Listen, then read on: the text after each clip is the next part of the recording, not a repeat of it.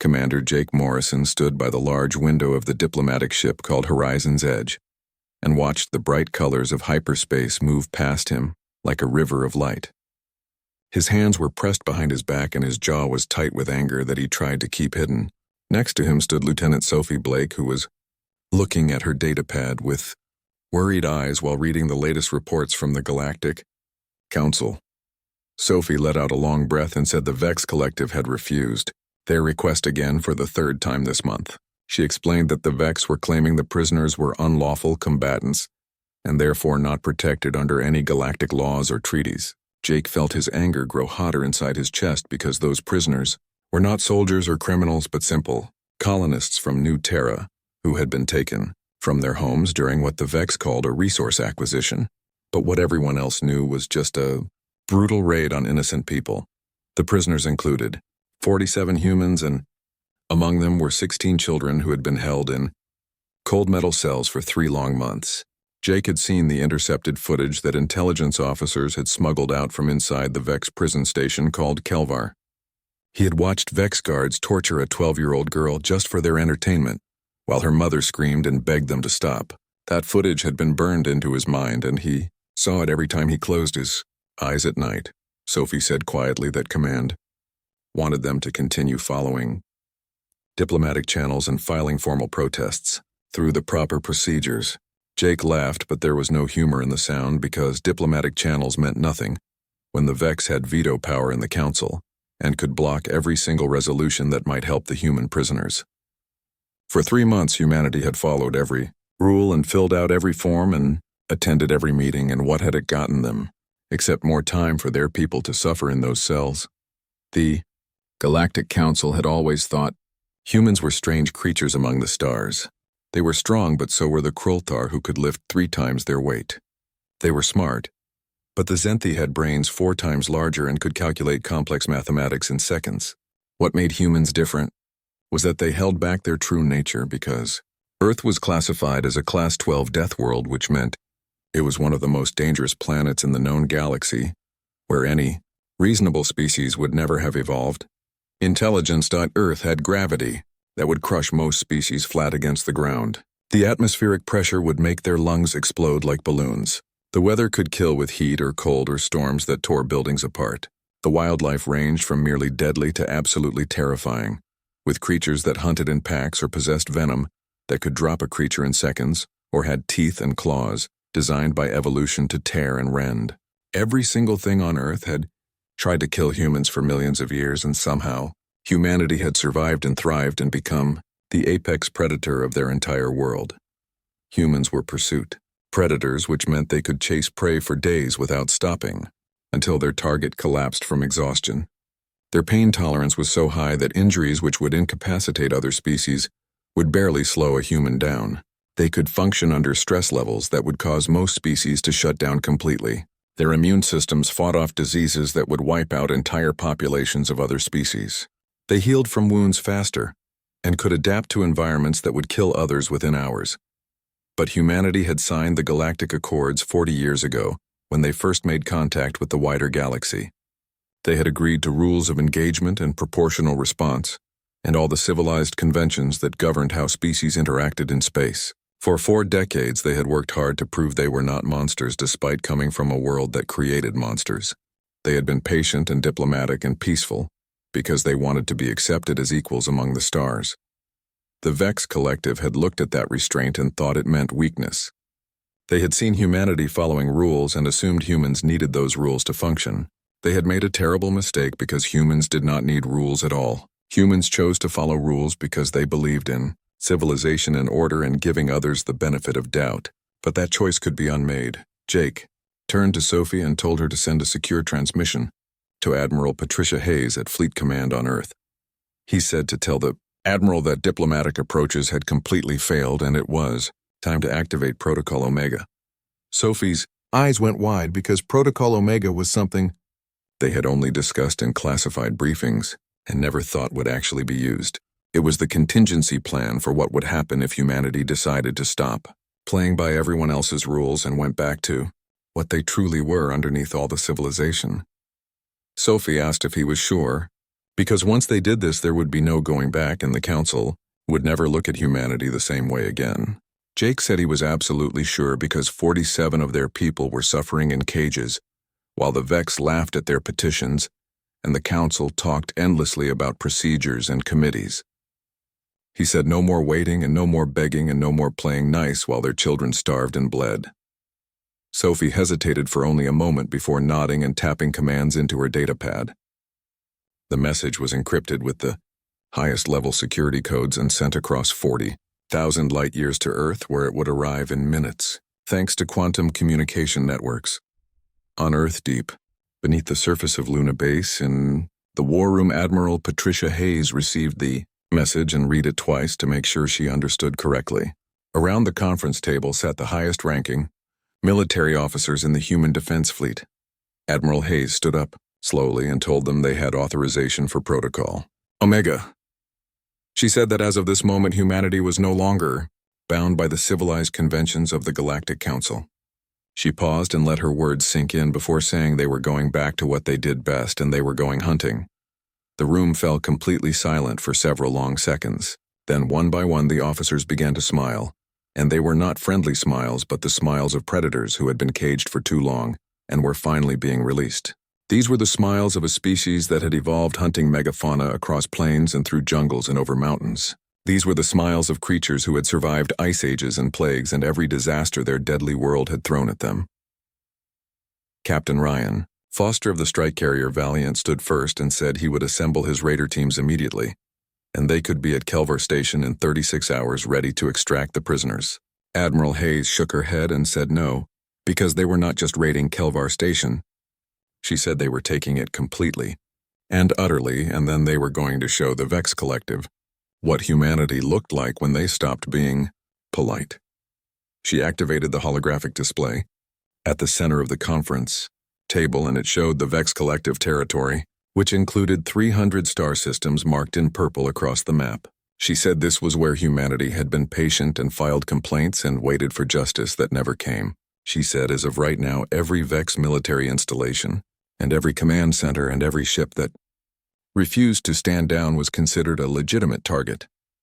Commander Lisa Grant, who was head of special operations, leaned forward and asked what the rules of engagement were.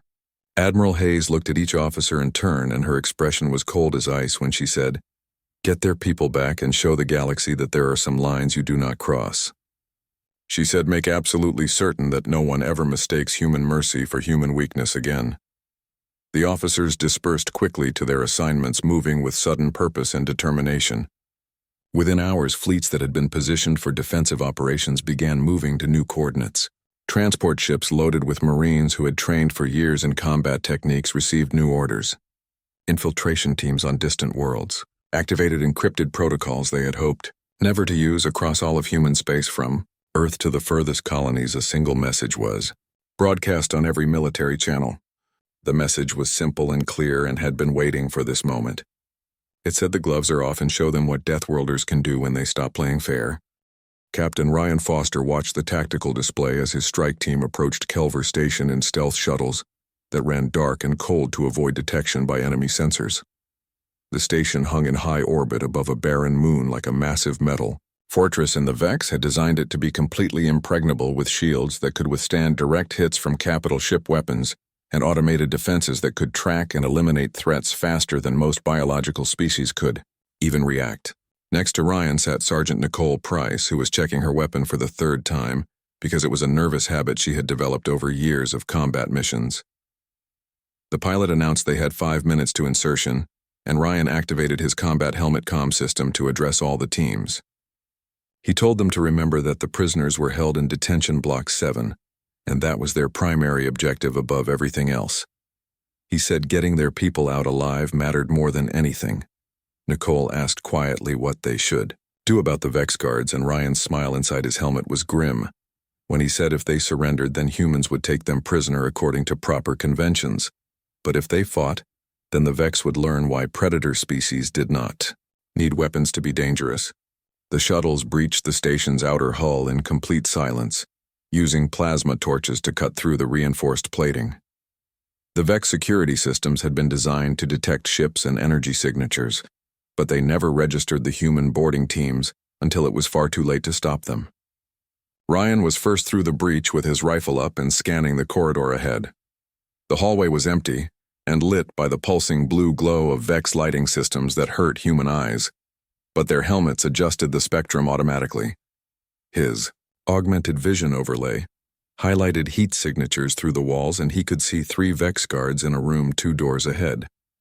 He signaled his team with hand gestures, and they moved like shadows through the corridor, covering angles with the kind of practiced efficiency that came from thousands of training hours. The Vex never heard them coming at all. The first guard turned just as Ryan reached him, and its mandibles spread wide in surprise. Ryan's armored fist caught the alien in what passed for its face, and the impact was calculated to stun rather than kill. The Vex crumpled unconscious before it even hit the floor. The other 2 guards fell just as quickly to Nicole and Corporal Danny Wright, who moved with speed that seemed impossible to species that had not evolved on Deathworlds. They moved deeper into the station, encountering very little resistance, because the few Vex they found were either subdued instantly or fled at the sight of armored humans moving with predatory grace through what should have been secure territory. Word was spreading through the station comm systems that humans were inside, and they were not following the civilized rules of engagement anymore. Detention Block 7 was locked behind 3 security doors, and each one required biometric authorization from Vex command staff, but Ryan did not bother with protocols or hacking. He simply placed a breaching charge on the first door and stepped back. The explosion was precise and shaped to blow inward without harming anything on the other side. The door buckled and fell away, revealing a corridor lined with cells on both sides. Ryan's thermal vision picked up human heat signatures immediately, and he counted 47 of them clustered in various cells throughout the block. His heart rate spiked with relief because all of them were alive, even though intelligence had warned they might find some dead. Ryan transmitted to the fleet that they had found the prisoners and all were alive. As they moved down the corridor, opening cells with door override codes provided by intelligence officers, Ryan felt his relief turn to cold rage that made his hands shake. The prisoners were emaciated, with skin stretched tight over bones and covered in bruises and burns from torture. Several could barely walk on their own and had to be supported by Marines. A young girl who looked maybe 10 years old flinched away when Nicole tried to help her up, and the girl was whimpering in terror. Nicole removed her helmet so the girl could see her face and spoke softly. She said it was okay because they were humans and they had come to take everyone home. The girl stared at her for a long moment as if she could not believe what she was seeing, and then burst into tears and wrapped her thin arms around Nicole's neck. Nicole held her gently, and Ryan had to force himself to stay focused because emotions were a luxury he could not afford right now while they were still in hostile territory. Ryan ordered his Marines to get the prisoners to the shuttles because medical teams were standing by on the ships. As the evacuation began, Ryan's tactical display lit up with alerts showing Vex reinforcements converging on their position. Danny reported from the rear guard position that they had at least 60 hostiles and maybe more, including heavy combat units with plasma cannons. Ryan made a quick calculation and realized that with the prisoners, they could not move fast enough to avoid engagement. He ordered all teams to take defensive positions and said they would hold here until everyone was evacuated. The Vex came in, a coordinated assault expecting to overwhelm the human raiders with superior numbers because they had studied human tactics and knew that Earth soldiers preferred cover-based warfare with supporting fire. They were not prepared at all for what actually happened because the humans did not take cover behind walls or barriers. Instead, they advanced directly into enemy fire. Ryan led the charge with his powered armor absorbing plasma bolts that would have vaporized an unaugmented person. He closed the distance to the Vex line in seconds, crossing ground that should have been a kill zone, and crashed into their formation like a battering ram made of metal and fury. The Vex had natural armor and sharp limbs that could pierce steel and combat training refined over centuries. Against most species, they were nearly unbeatable in close-quarters fighting, but humans had evolved on a planet where nearly everything wanted to kill them, and they had learned to fight back against creatures far more dangerous than themselves. Ryan grabbed a Vex soldier by its main limb and used its own body as a shield against plasma fire from its comrades. Then he threw it into 2 more aliens with enough force to send all 3 sprawling across the floor. Nicole vaulted over him, with her combat knife finding the weak points in Vex anatomy with surgical precision. Danny fired his rifle one-handed while physically grappling with a Vex twice his size and managed to choke it unconscious with his free arm. The corridor became complete chaos, and a swirling melee that the Vex could not adapt to because they had trained for ranged combat and tactical warfare with support and coordination. The humans had turned it into a brawl, and in a brawl, Deathworld reflexes and pain tolerance meant everything. A Vex captain who was larger than the others and wearing ceremonial armor charged at Ryan with a plasma blade raised high. Ryan sidestepped the strike with inhuman speed and caught the alien's arm. He used its own momentum to slam it into the wall hard enough to crack the reinforced plating, and the captain fell stunned. The pilot's voice crackled in Ryan's ear saying the last shuttle was away and all prisoners were secure. He said Ryan needed to extract immediately. Ryan looked at the remaining Vex soldiers and saw that half their number lay unconscious or incapacitated on the floor. The rest were backing away with body language that screamed fear because they had just learned what happened when Deathworlders stopped holding back. Ryan ordered his team to fall back because they were done here. As they withdrew to their shuttles, the Vex did not pursue at all. They simply watched with trembling mandibles as the humans disappeared into the breach they had cut in the station hull. Ryan was the last one aboard his shuttle, and as it pulled away from Kelvar Station, he looked back at the facility, which was still intact, but had been thoroughly violated. Ryan transmitted on open channels to all Vex ships in the system. He identified himself as Captain Ryan Foster of the Human Defense Fleet and said they had recovered their prisoners. He said if any Vex vessel attempted to interfere with their departure, then humans would return, and next time, they would not be so gentle. The Vex fleet, which included 3 cruisers and a dozen escort ships, maintained their distance. They had monitored the raid and seen the ease with which humans had torn through their best defenses and best soldiers. The shuttles docked with the Valiant, and Ryan made his way to the medical bay, where the rescued prisoners were receiving treatment. He found the young girl who had clung to Nicole, and she was now cleaned up and wrapped in a thermal blanket. She was sipping hot broth while a medic checked her vital signs with gentle hands. The girl looked up at Ryan and smiled, and it was a tiny, fragile thing, but it was genuine. She asked if they were really going home, and Ryan knelt beside her bed. He said yes, they were going home and nobody was ever going to hurt her again. As he said those words, he meant them with every fiber of his being, because the rescue was just the beginning of something larger. The Vex Collective had crossed a line that should never be crossed, and humanity was about to remind the galaxy of a simple truth that everyone had forgotten. Mercy is a gift and not a guarantee, and humans had stopped giving gifts to those who abused them. The Galactic Council convened an emergency session within hours of the Kelvar Station raid, and the Grand Chamber, which was usually a place of measured debate and diplomatic maneuvering, was now in complete uproar. Ambassador Zekthar of the Vex Collective stood at the central podium, with all 4 of its eyes glowing bright with indignation and rage. The Vex ambassador's voice was high and shrill when it declared this was an outrage and an act of war because the humans had violated sovereign Vex territory and assaulted their military personnel. Ambassador Karen Walsh interrupted, in a voice that cut through the chamber like a blade.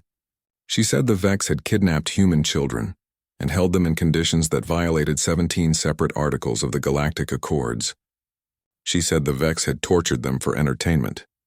The human delegation seats were positioned in what the Council considered the junior section, befitting their relatively recent entry into galactic society, but when Karen stood, now her presence dominated the entire room despite her small stature compared to most council members. Karen continued, speaking, and her voice was eerily calm when she said that for 3 months humanity had followed proper procedure. She said they had filed formal complaints and requested arbitration and asked repeatedly for the council to intervene. She asked what had happened and answered her own question by saying nothing at all. She said the Vex had used their veto power to block every resolution, and they had laughed at human diplomatic appeals while children suffered. Council Speaker Vormon was a towering insectoid being who had held his position for decades, and he clicked his mandibles in what passed for a call to order. He said that while the Council sympathized with humanity's frustration, the humans had now violated the most fundamental principle of Council law, which was the prohibition on unauthorized military action within another member's territory. He said this could not stand and there would be consequences. Karen smiled and several species in the chamber shifted uncomfortably in their seats, because they had seen that expression on human faces before, and it usually came right before something terrible happened. She said the speaker was absolutely right that it could not stand. She said that was why effective immediately humanity was withdrawing from the Galactic Council and renouncing all treaties that bound them to council authority. The chamber erupted into chaos. Delegates from 36 species began speaking at once, and their translation systems created a cacophony of overlapping protests and questions that echoed off the high ceiling. Zekthar shrieked that humans could not simply withdraw because there were procedures and negotiations and proper channels. Karen said quietly that they had tried negotiations, and their children had been bleeding in Vex cells while the council negotiated endlessly about nothing. Karen activated her datapad, and the chamber's main display screen lit up with tactical information showing the Vex collective military disposition. She said this showed 12 fleet groups and 73 capital ships and 416 support vessels. She swiped her hand and the display changed to new images. She said this was the Vex military disposition 6 hours ago, and she noted the past tense because it no longer existed in that form. The new images showed carnage that made several delegates gasp in shock. Vex ships were listing in space with their hulls breached or their engines completely dead. Space stations burned with fires visible even from distance. Command centers had gone dark with no power signatures at all. Council Speaker Vormund's usual composure shattered when he breathed the question of what humanity had done. Karen said simply that they had eliminated every Vex military asset that refused to surrender. She said there were no civilian casualties because all personnel aboard disabled ships had been given time to evacuate to safety. She said the Vex Collective's ability to project military force had been neutralized completely. The precision of the operation stunned the Council into complete silence because the humans had not attacked randomly but had surgically dismantled an entire species war machine in less than one standard day. Ambassador Krishan of the Zenthi Federation was one of the Council's eldest and most respected members and leaned forward with genuine curiosity. The Zenthi prided themselves on their tactical genius and their ability to outthink any opponent. Krishan asked how this was possible because their military simulations had suggested such an operation would take weeks of planning and cost thousands of ships in losses. Karen replied that those simulations were based on council warfare, which meant proportional response and rules of engagement, and concern for your own casualties. Her expression hardened when she said humans had stopped caring about any of those constraints. She explained that humans were pursuit predators who had evolved chasing prey until it collapsed from exhaustion. She said they did not stop and did not give up, and when someone threatened their children, they did not hold back at all. Lieutenant Commander Pete Harrison stood beside Karen, and he was a compact man with scars on his face and the cold eyes of someone who had seen too much combat in too many places. Pete said the Vex had made a critical mistake. He explained they thought because humans followed rules that humans needed them, but that was wrong. He said humans chose to follow rules because they believed in civilization and order, and giving other species the benefit of doubt. He paused and then said, when you abuse the trust and hurt human people and hide behind laws you have no intention of following yourself, then you see what happens. Zekthar had gone very still, and its body language was radiating fear now, instead of the earlier anger. The Vex ambassador said in a small voice that humans had destroyed their fleets and left them defenseless. Karen agreed and said yes, that was exactly what happened. She said now she would tell them what happens next. She said the Vex Collective would pay reparations to every human family affected by their raids. She said they would surrender all prisoners taken in the last 5 years from any species, and not just humans. She said they would accept a human monitoring presence in their territory for the next decade to ensure compliance with actual enforced standards of civilized behavior. Zekthar asked weakly what would happen if they refused these terms. Karen's smile returned, and it was cold as ice when she said then humans would assume the Vex had decided civilization was not for them. She said humans would treat them accordingly, and the threat hung in the air like a blade waiting to fall. Every species in the chamber understood what it meant, because humans had just demonstrated they could dismantle a major military power with contemptuous ease. Vormund said the council could not allow this precedent because if every species simply opted out of laws when convenient, then the entire system would collapse. Karen interrupted and said maybe council laws should actually protect the innocent instead of the powerful. She said for 40 years humanity had tried to fit into galactic systems and respect traditions and prove they were not the monsters their planet had made them. She asked what they had gotten for their efforts and answered that they got bureaucracy that served the connected and justice that favored the strong and laws that bound the peaceful while the predatory did as they pleased. Karen looked around the chamber meeting. The eyes are eye equivalents of dozens of species. She said humanity was done with that system. She said from now on humanity would make its own rules. Ambassador Lear Von of the Peaceful Concordat was a species known for their philosophy of nonviolence, and he asked what this meant for the rest of the galaxy. Karen's expression softened slightly when she addressed him. She said if species honored their treaties in spirit as well as letter, and treated others with genuine respect and protected the vulnerable instead of exploiting them, then nothing would change. She said humans would still trade and share technology and cooperate on mutual interests. Karen paused and her voice went hard, again when she said, but if any species thought they could hide behind council procedures while committing atrocities, then they should think very carefully. Pete pulled up another display showing 17 ongoing situations where council member species were violating the accords with complete impunity. He listed slave labor on Drex mining worlds and genetic experimentation on sapient subjects by the hive clusters and the Tarkin. Embargo that was causing mass starvation on Pelion colonies. Pete looked directly at the delegates from those species and said they had 30 days to fix these situations. He said after 30 days humans would fix the problems for them, and nobody would like how humans chose to solve things. The chamber dissolved into chaos again, but this time there was something different in the air beyond just outrage or fear.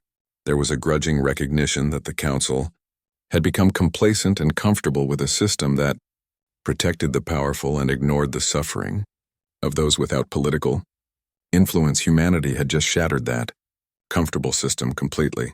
As the session devolved into a dozen separate arguments, Karen gathered her materials and prepared to leave. Learvan approached her, moving with the slow grace of his species. He said quietly that the Concordat had tried to address many of these injustices through proper channels.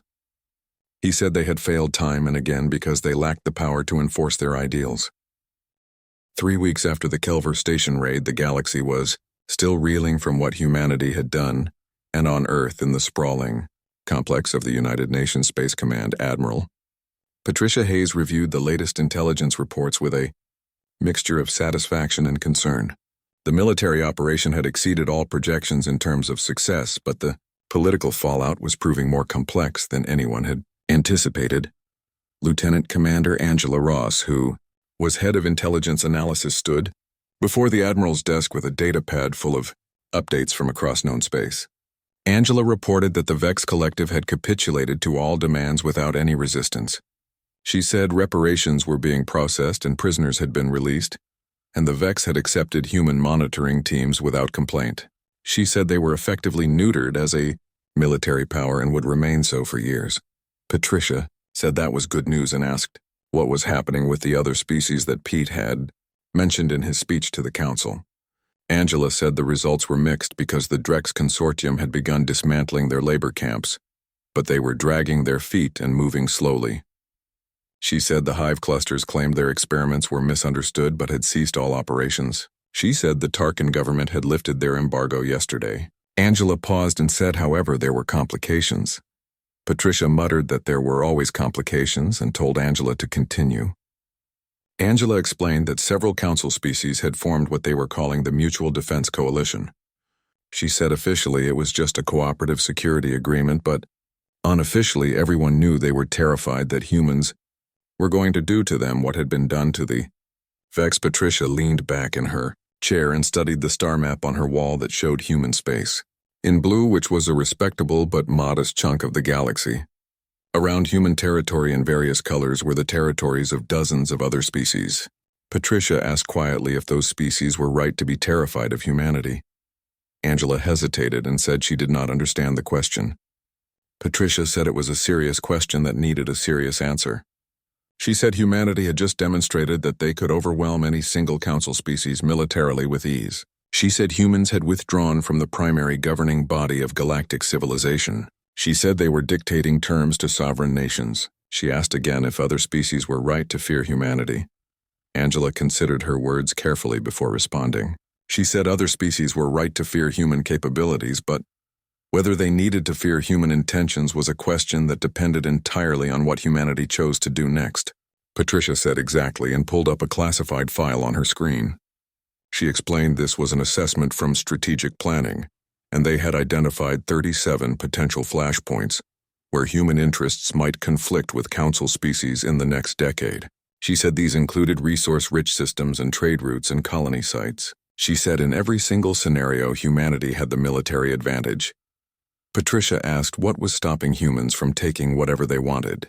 Angela said the same thing that had always stopped them, which was that humans were not conquerors and never had been. Patricia stood and walked to the window, overlooking the Luna base complex where below thousands of personnel moved with purpose maintaining the machinery of Earth's defense. Patricia said humanity needed a demonstration of their true intentions. She said something that showed they meant what they said about not being interested in domination, but only in justice. She said they needed it soon before fear turned into hostility, and hostility turned into war. Angela consulted her datapad and said there might be an opportunity in the Corvin system on the outer rim. She said there was a situation developing that could serve their purposes perfectly. Patricia told her to explain. Angela said the Corvins were a pre-spaceflight civilization that had just reached their atomic age. She said according to galactic law they were supposed to be left alone until they developed faster-than-light capability on their own. She said, but the Drex Consortium had set up a mining operation in their system and they were not being careful about hiding it. She said the Corvins had noticed unexplained phenomena like lights in the sky and ships disappearing when they got close to certain asteroids. Patricia frowned and said the council should have shut that operation down immediately. Angela said they had tried, but the Drex claimed it was a scientific outpost which was technically allowed under loopholes in the Protection of Developing Civilizations Act. She said the Council Oversight Committee was still investigating, which everyone knew meant they were doing nothing. Patricia said so the Drex were violating the spirit of the law while technically following the letter, and the Council was doing nothing about it while an innocent species was at risk of premature contact. She smiled coldly and said if humanity were to enforce the actual intent of the law, then they would be protecting a helpless species and upholding galactic principles better than the Council itself. She said it would demonstrate that human intervention in Vex territory was not just about protecting their own people. Angela nodded and said yes, that was exactly the opportunity. Patricia said to set it up, but this operation had to be completely clean. She said no collateral damage and no excessive force. She said humanity needed to show they could be precise as well as powerful. Angela started to say she would brief Captain Ryan Foster, but Patricia interrupted. She said no because Ryan and his team were raiders and this operation needed a different touch. She asked who they had that specialized in subtlety. Angela smiled and said she knew just the right person.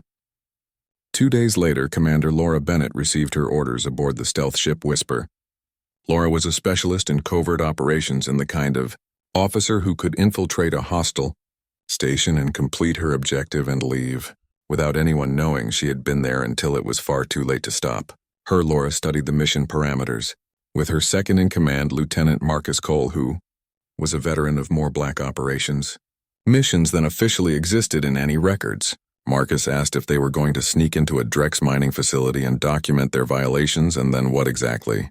He asked if they were supposed to politely ask the Drex to leave. Laura grinned and said better than that. She said they were going to make it impossible for the Drex to stay. She pulled up the facility schematics that had been obtained by intelligence drones. She explained the Drex operation was entirely automated with minimal crew and mostly technical supervisors.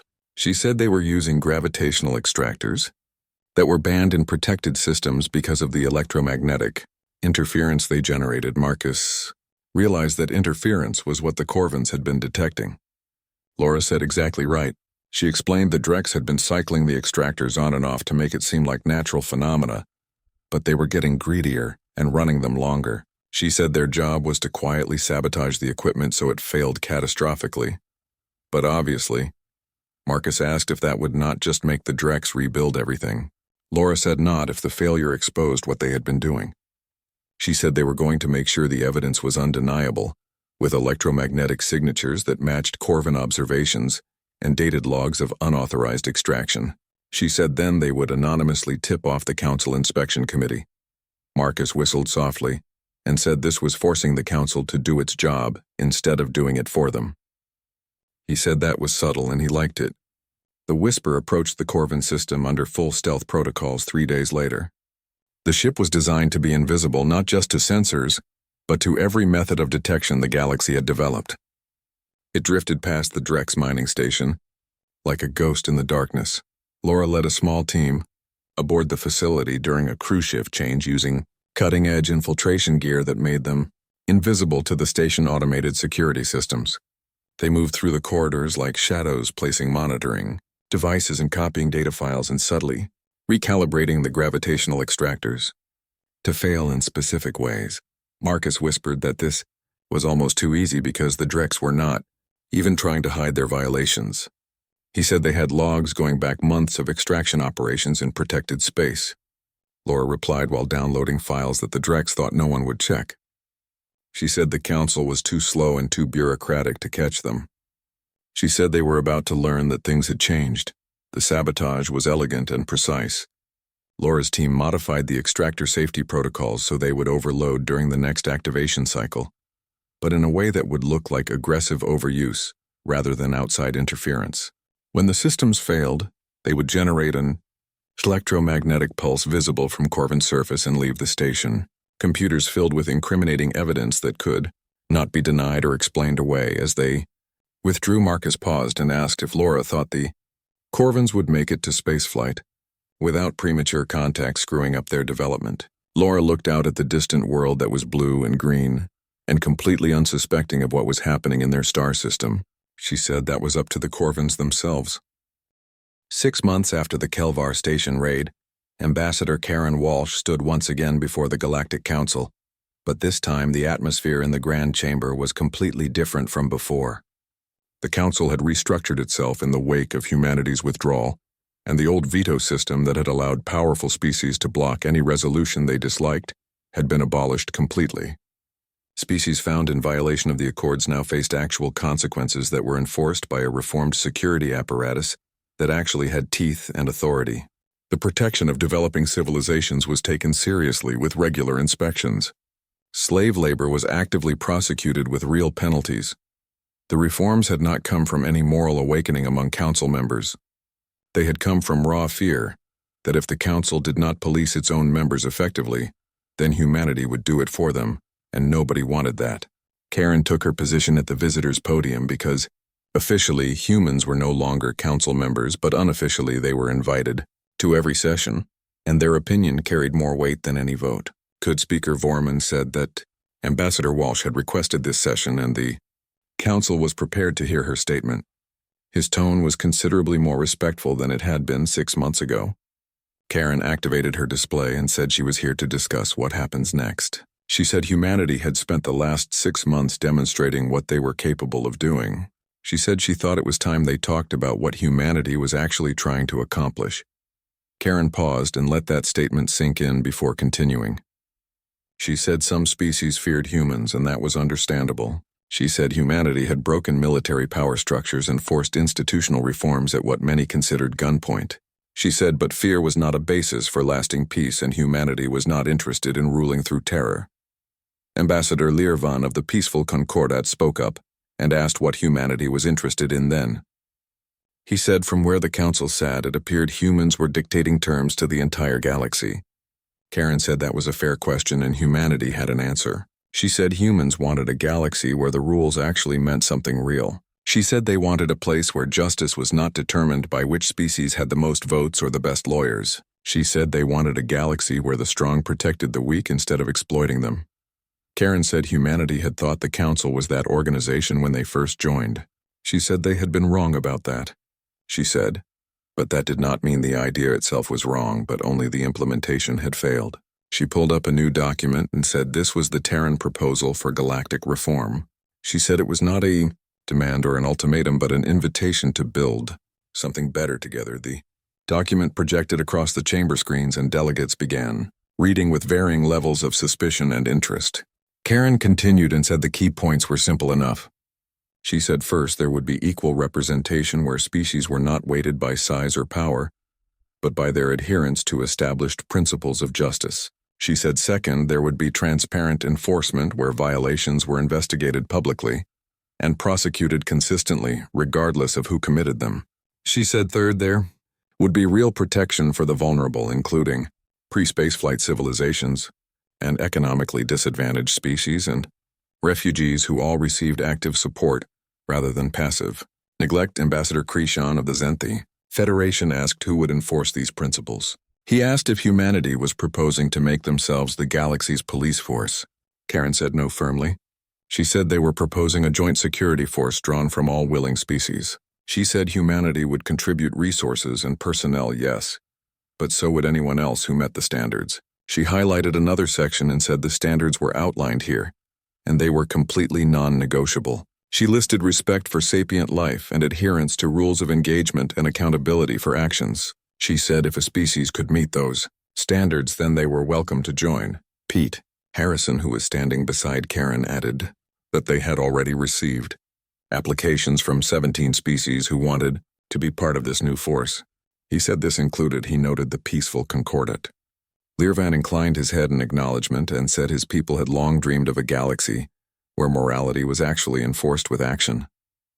He said if humanity was offering that possibility, then the Concordat would be honored to participate. Vormoon said slowly that this was unprecedented. He said Karen was proposing to create a military force that operated outside Council authority, but somehow with Council cooperation. He said the legal framework alone would take years to establish properly. Karen said bluntly that they did not have years to waste. She said right now there were species suffering because the old system was too slow or too corrupt or too indifferent to help them. She said the legal framework could be worked out as they went along. She said what mattered most was that they started helping people immediately. Sekthar of the Vex Collective, who was much diminished and far less arrogant than before, raised a trembling appendage. The Vex ambassador asked what would happen to species like his own who had made terrible mistakes. Karen's expression softened slightly when she looked at the Vex. She said the Vex had complied with every requirement that humanity had set. She said they had paid reparations and released prisoners and accepted oversight without complaint. She said they were rebuilding their reputation through actions rather than words. She said that was exactly what humanity wanted to see from everyone. Karen paused and then said, redemption was possible for any species. She said, but it had to be earned through deeds and not just promises. The session continued for many hours with delegates debating and questioning, and gradually accepting that the galaxy had fundamentally changed. Some species like the Concordat and several smaller civilizations embraced the Terran proposal with genuine enthusiasm. Others, particularly those who had benefited from the old system's corruption, opposed it vehemently and with anger. But none of them could deny the fundamental truth that humanity had demonstrated, the ability to enforce their vision with or without council approval. The choice was not between accepting the proposal or maintaining the comfortable status quo. The choice was between working with humanity to build something better or being left behind as the galaxy moved forward without them. 2 weeks later, the Joint Security Force officially formed with great ceremony. Its headquarters was established on a neutral station in unclaimed space that was equally distant from Earth and the Council's primary worlds. The force's first commander, who was selected by vote among all participating species, was Admiral Patricia Hayes, and this choice surprised absolutely no one who had been paying attention. At the commissioning ceremony, Patricia stood before an assembly of ships from a dozen different species. Human vessels hung in formation beside Concordat peacekeepers, and reformed Vex defense ships, and even a few Zenthi tactical cruisers. Patricia's voice was broadcast across the entire fleet when she said this force represented something genuinely new in galactic history. She said it was not a single species imposing its will, but multiple civilizations united by shared principles and common values. She said they were not here to conquer or control, but to protect and serve. She said they would enforce the laws that actually mattered, and ensure that the galaxy they left to future generations was one defined by justice rather than raw power.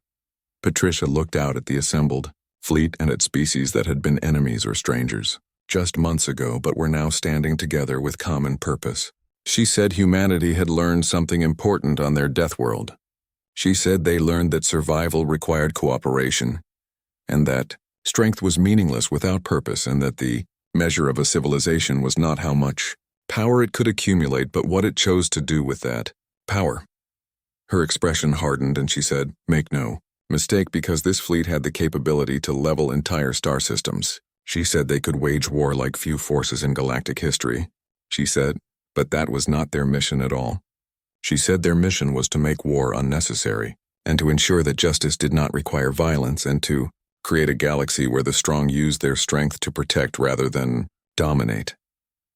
Patricia concluded by saying that was what happened when Deathworlders stopped playing fair. She said they did not become tyrants or conquerors. She said they became protectors and guardians. She said that was what they were going to be for everyone who needed them. The fleet dispersed to their first assignments, which included breaking up pirate operations in the Outer Rim and investigating reports of illegal genetic experimentation and providing humanitarian aid to species affected by natural disasters. Each mission was carefully chosen to demonstrate the Force's core values of precision and restraint, and an unwavering commitment to protecting the vulnerable from those who would exploit them. Back on Earth, in a quiet office far from the ceremonies, Commander Jake Morrison sat across from his sister, Lieutenant Sophie Blake.